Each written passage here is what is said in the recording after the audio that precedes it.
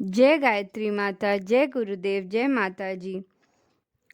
गुरुदेव गायत्री माता और माता जी की सूक्ष्म उपस्थिति में गुरु गीता में वर्णित है। गुरु कृपा गृहस्थ को भी विदेह बना देती है। गुरु गीता के महामंत्रों में साधक, साधना एवं सिद्धि तीनों का तत्वबोध पिरोए है। इस मंत्र के में बार बार चेताया गया है कि शिष्य साधक क्या करे। किसी मंत्र को दोहराने वाले अथवा ध्यान के लिए गुमसुम बैठे रहने वाले को न तो शिष्य कहते हैं, न साधक। शिष्य और साधक तो किसी की समूची जीवनचर्या, जीवन शैली और जीवन दृष्टि का नाम है। यह सत्य जहाँ है वहीं शिष्यत्व है। अपने कान में मंत्र सुनने वाले को शिष्य नहीं कहते। दीक्षा के कर्मकांड भर से किसी को शिष्यत्व उपलब्ध नहीं होता।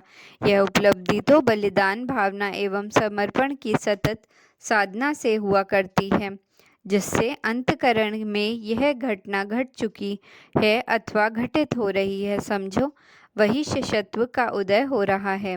वहीं पर एक साधक का व्यक्तित्व अपना आकार पा रहा है। यही स्थिति साधना की है। साधना मन, अंतकरण एवं जीवन के परिष्कार का नाम है। फिर वह चाहे कैसा भी हो, चाहे इसके लिए कोई मंत्र जपना पड़े अथवा ध्यान करना पड़े या फिर किसी सेवा क्रम में लगना पड़े। किसी मंत्र का जप करना साधना है अथवा ध्यान की किस प्रक्रिया को करना साधना है, ये सभी सवाल अर्थहीन है। सच यही है कि अपने सद्गुरु उपदेश के अनुसार, उनके आदेश के अनुसार जीवन जीने को साधना कहते हैं। फिर वह चाहे कितना भी अटपटा क्यों न हो। देवर्षि नारद के उपदेश से मरा जपने वाले भी राम राम बोलने लग जाते हैं। वाल्मीकि हो गए महर्षि। गुरु के आदेश के अनुसार जीवन जीने की परिणति उनके जीवन में साधना की चरम सफलता के रूप में साकार हुई। इसी तरह से सिद्ध व्यक्तित्व की विराट में विलीनता है। अहंता का, वैभव का अपने सद्गुरु में विसर्जन है।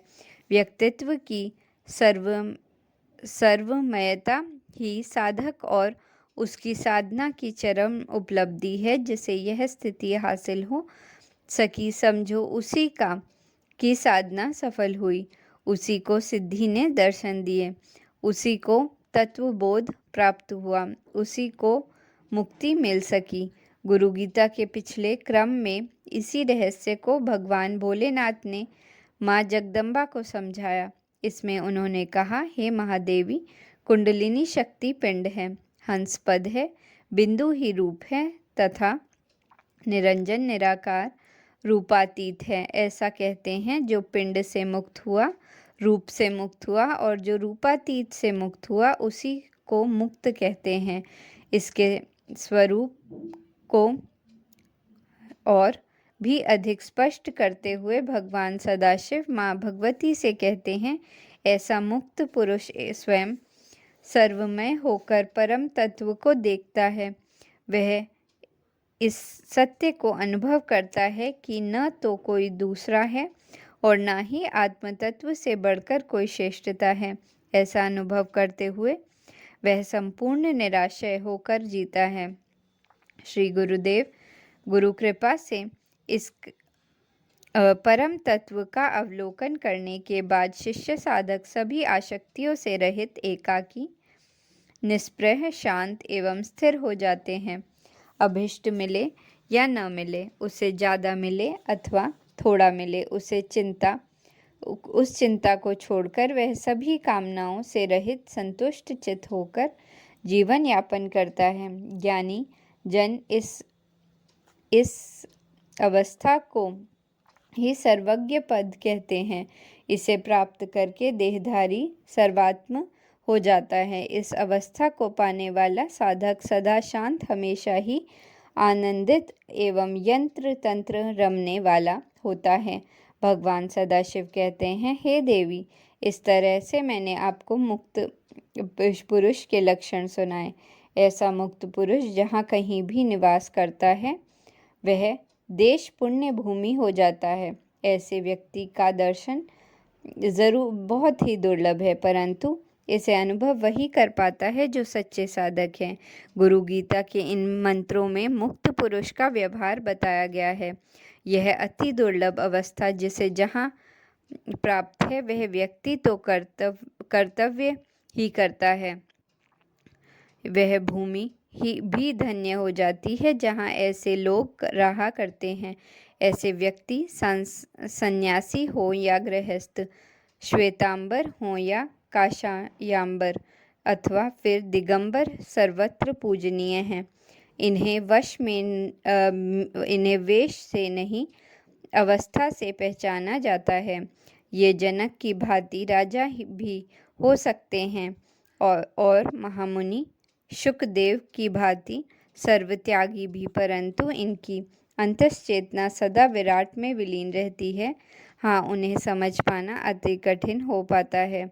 केवल ज्ञानीजन ही इन्हें जान पाते हैं। पुराण कथा के अनुसार राजा जनक को अपने गुरुदेव अष्टावक्र की कृपा से ज्ञान हुआ था। महर्षि अष्टावक्र की कृपा से ही उन्हें सिद्धि मिली थी। साधना से सिद्धि की यात्रा कर लेने के बावजूद वे गुरु आदेश से अपने कर्तव्य का निर्वहन करते रहे। उनके लिए सभी कुछ समान था, परंतु मूढ़ जन इस रहस्य को समझ न पाए और उन्हें साधारण गृहस्थ समझने की भूल करने लगे। इन्हीं दिनों ब्रह्मऋषि विश्वामित्र ने वेदांत विदों का एक शिविर मिथिला नगरी में लगाया। इस शिविर में देश भर के ऋषि मुनि, त्यागी, तपस्वी, वेश एवं कनमंडलू धारी सन्यासी सभी पधारे। महर्षि विश्वामित्र, योगी याज्ञवल्क्य, महर्षि अष्टावक्र, सरीखे पारदर्शी ज्ञानी वहाँ रोज प्रवचन देते। इस प्रवचन कक्षा में राजर्षि जनक भी शामिल होते, परंतु आडंबर में घिरे कई वेशधारी सन्यासी उन्हें उपेक्षा की नज़र से देखते। यहाँ तक कि उन्हें समझ में नहीं आता था कि वे महर्षि जन इस राजा को इतना सम्मान क्यों देते हैं। ब्रह्मर्षि विश्वामित्र से यह सच्चाई छिपी न रही। उन्होंने इन आडंबर धारियों की समस्या का निराकरण करने के लिए शिविर स्थल में अपने तपोबल की आग लगा दी। आग लगाते ही सबकी झोपड़ियां जलने लगीं। जिस समय आग लगी उस समय वेदांत का प्रवचन चल रहा था। आत्मज्ञान की चर्चा के समय आग लगने से सभी सन्यासी घबरा गए। उन्हें अपनी लंगोटी व कमंडलू की चिंता होने लगी। वे सभी प्रवचन को छोड़कर अपना सामान बेचने के लिए भागे।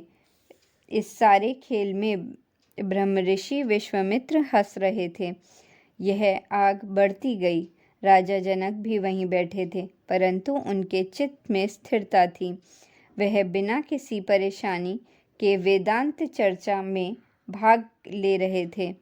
ब्रह्मऋषि विश्वामित्र ने उन्हें चेताया, महाराज, आग लगी है। आप तो राजा हैं, आपका राज्य एवं महल जल रहा है, क्या आपको चिंता नहीं हो रही है? महर्षि ने इस प्रश्न का राजा को उत्तर दिया और स्थिर चित्त से बोले, ऋषियों, आप चिंता ना करें। सद्गुरु की कृपा में मैंने सत्य जान लिया है। मिथिलाया न दहती किंचन, केवल मिथिला नगरी जल रही है, मेरा कुछ नहीं जल रहा। जनक के इस कथन के साथ ही आग बुझ गई। महर्षि ने अपना खेल समेट लिया। ज्ञान और आसक्ति का भेद स्पष्ट हो गया। सचमुच सद्गुरु की कृपा से क्या नहीं हो सकता। जय गुरुदेव।